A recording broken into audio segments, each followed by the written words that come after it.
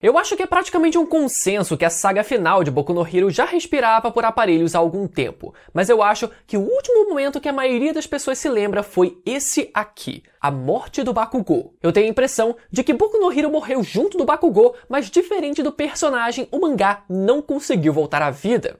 Que é engraçado e irônico ao mesmo tempo. Mas falando sobre a saga final, primeiro tivemos o tão hypado arco do Deku Dark, que talvez tenha sido o arco de maior popularidade de toda a série. Não tem como negar que o autor conseguiu impressionar com o visual do Midoriya durante esse arco, com ele rejeitando a marmitinha do All Might, dizendo que ele era cringe e metendo o pé naquela página extremamente trevosa. Quem é que era vivo nessa época? Mas a realidade é que, ao contrário do que aquele visual trevoso fazia parecer, o Midoriya nunca se tornou de fato um herói tão sombrio assim, chegando até a decepcionar os fãs que perceberam que por trás de todo aquele desenho sombreado e rachurado existia um Midoriya não muito diferente do que a gente sempre conheceu. Ou seja, o autor acabou gerando um ruído entre o texto e a imagem que estava sendo passado. Então, apesar de todo aquele hype, os fãs perceberam que o famoso Deku Dark, como ele acabou ficando conhecido, nunca chegou a existir de fato, ou pelo menos não da forma como as pessoas pensavam. E parte dessa culpa, inevitavelmente, caiu em cima do próprio autor do mangá por ter criado um visual que não correspondia 100% com o texto que ele estava passando. Mas de qualquer forma, não tem como negar que o negócio foi bom enquanto durou e não teve como não ficar hypado na época. Depois, tivemos o arco da Star and Stripes, quando a heroína número 1 dos Estados Unidos vai até o Japão tentar lidar com a ameaça sem precedentes que o Shigaraki havia se tornado a partir daquele momento.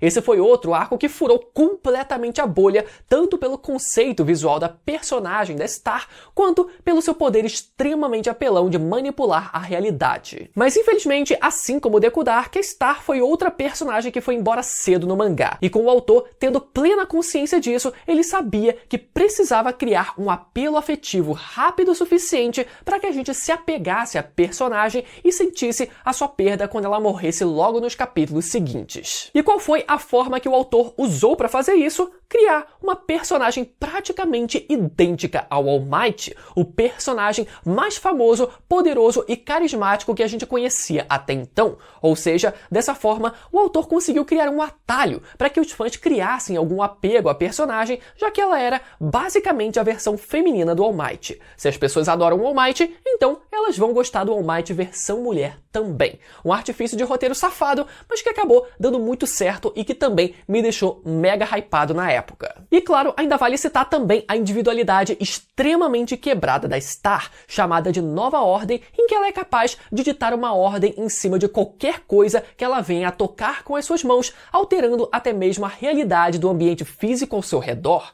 e com um poder tão absurdo como esse, que chega a parecer superior até mesmo ao One for All quando usado pelo All Might, parecia que nada nesse mundo seria capaz de lidar com isso. Mas eis que surge o Shigaraki tancando absolutamente tudo que era lançado em cima dele, sejam mísseis no nível de uma bomba nuclear, um pilar de luz gigantesco ou até a força do stand da Star, criado através da manipulação da própria atmosfera. Nada disso era capaz de parar o quão roubado havia se tornado o Shigaraki e a sua regeneração quase infinita. E o mais absurdo disso tudo foi a saída para fazer com que o Shigaraki se tornasse imune à individualidade da Star. Basicamente, esse poder surtia efeito apenas quando a Star reconhecia o nome do seu alvo, mas como o Shigaraki estava passando por um processo de fusão com o All for One, o próprio Shigaraki não se reconhecia mais dessa forma. Ou seja, o poder da Star não teria efeito contra um alvo irreconhecível, especialmente contra alguém que nem mesmo sabia mais quem ele era, o que resultou na morte da Star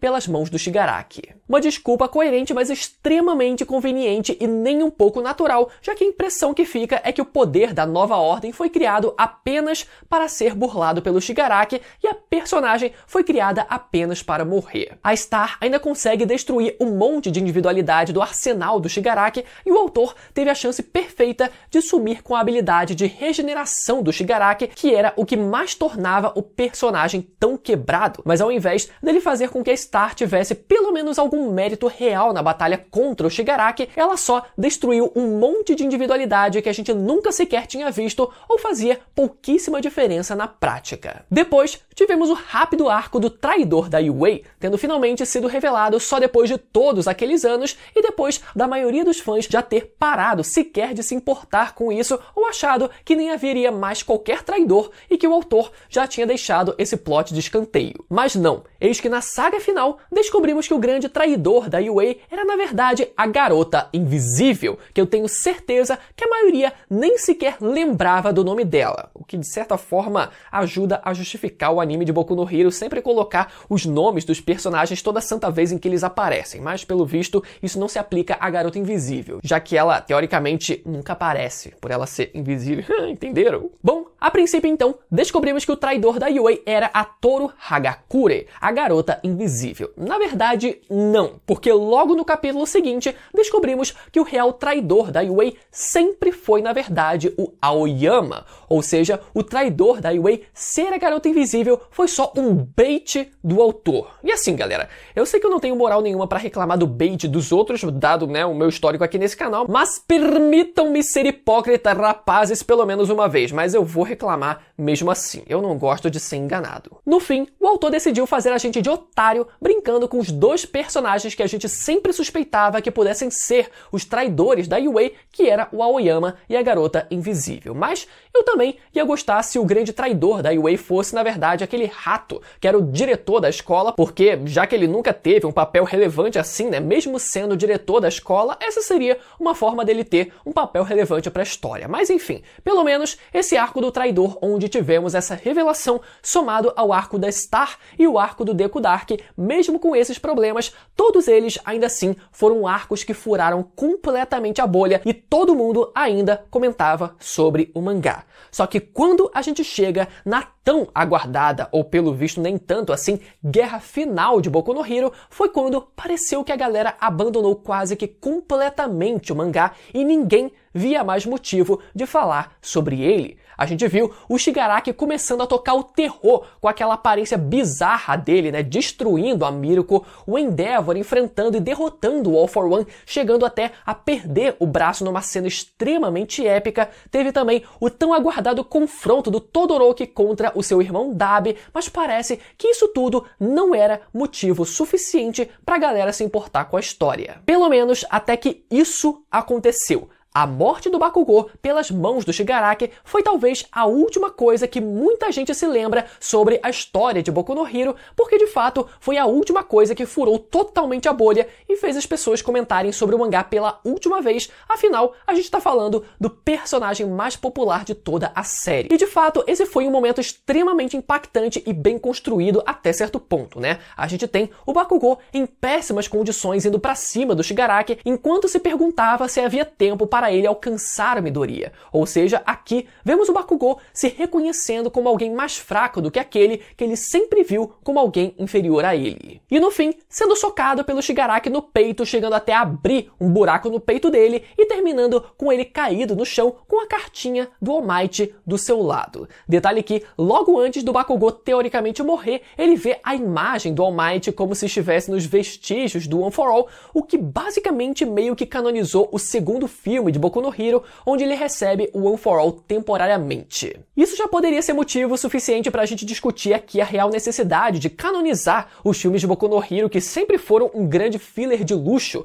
como eu gosto de chamar, mas o problema mesmo vem a seguir. Isso porque, obviamente, o Bakugou não morre, porque o autor nunca teria coragem de fazer isso, então ele precisava ser salvo de algum jeito, e eis que chega esse cara, o Edgeshot, para usar a sua individualidade para salvar a vida do garoto em troca da sua própria vida. E aqui a gente se pergunta, qual era mesmo a individualidade desse cara? Ou seja, mais uma vez reforçando a necessidade do anime de Boku no Hero sempre lembrar o nome e os poderes dos personagens toda vez em que eles aparecem. Eu tô realmente convencido de que eles realmente sabiam o que estavam fazendo e a gente estava julgando eles errados. Bom, mas só para explicar, esse cara tinha basicamente a individualidade de modelar o seu corpo como se fossem fios. Então ele decide usar o seu próprio corpo para realizar uma cirurgia e salvar a vida do Bakugou, substituindo todo o tecido muscular do Bakugou que foi danificado pelo tecido do seu próprio corpo. Cara, olha só que foda isso, né? Um personagem que a gente mal dava bola até então, mas que chega para fazer algo foda e se sacrificar no último momento. Na verdade, não, porque tanto o Bakugou quanto ele continuaram vivos, mesmo depois da história deixar claro que ele precisaria sacrificar a própria vida para salvar a do garoto. Mas o que realmente matou de vez esse momento foi o tempo absurdo que levou para o Bakugou ser revivido. Bakugou morreu no capítulo 362 em agosto de 2022 e o filho da mãe só foi reviver no capítulo 403 em outubro de 2023. Isso dão 40 capítulos e mais de um ano de serialização do mangá. O cara ficou morto durante um ano inteiro. E tudo bem, eu entendo que uma cirurgia leva bastante tempo, mas a gente não esperava que fosse levar tanto tempo assim. A gente até pensava que por ser uma individualidade de um universo fantasioso, que isso faria com que o Bakugou pudesse ser revivido, sei lá, quase que de forma automática. Então, se ia levar tanto tempo assim, seria importante a história deixar claro que ele não ia voltar tão cedo, quem sabe colocando algum dos personagens para dizer que levaria determinado tempo, tantas horas, tantos minutos, só pra gente não ficar naquela ansiedade de ver ele sendo revivido logo em seguida a cada capítulo. Isso porque, infelizmente, esse tempo absurdo fez todo mundo desistir de esperar que ele voltasse. A gente sabia que em algum momento ele ia voltar à vida, mas não existia mais aquela expectativa de quando esse momento ia chegar. A gente simplesmente cansou de esperar. E quando esse momento chegou, tudo bem, ainda foi um momento de impacto com ele se levantando para salvar o All Might de ser morto pelo All for One, mas todo mundo já tinha perdido a vontade de esperar por tanto tempo até que ele voltasse. Enfim, Boku no Hero ainda conseguiu chamar atenção com um ou outro acontecimento, né, com a infame cena da Toga dizendo "Eu sou vó!" Ou, por exemplo, com o Midoriya perdendo os 2 braços contra o Shigaraki, que acabou durando só um capítulo até ele recuperar de volta através do poder da Eri no capítulo seguinte. Então, né, isso foi só pra chocar e não trazer consequência nenhuma naquele momento, mas eu acho que o último grande momento que as pessoas ainda se lembram de Boku no Hero e realmente comentaram muito sobre a obra foi com a morte do Bakugou. Mas enfim, o que vocês acham sobre esse assunto? Eu decidi fazer esse videozinho aqui mais pra gente discutir um pouquinho, porque o episódio em que o Bakugou ele morre no anime acabou sendo lançado alguns dias atrás, então isso me fez ter vontade de trazer esse tópico aqui pro canal. Me conta aí nos comentários, e caso você não tenha visto o meu vídeo cobrindo todo o arco final de Boku no Hero, apesar das críticas, eu acho que esse final ainda teve muita coisa boa que precisa ser lembrada, então caso você tenha interesse, esse vídeo vai aparecer agora na tela desse lado aqui pra você ir lá assistir, beleza? Até a próxima, tchau!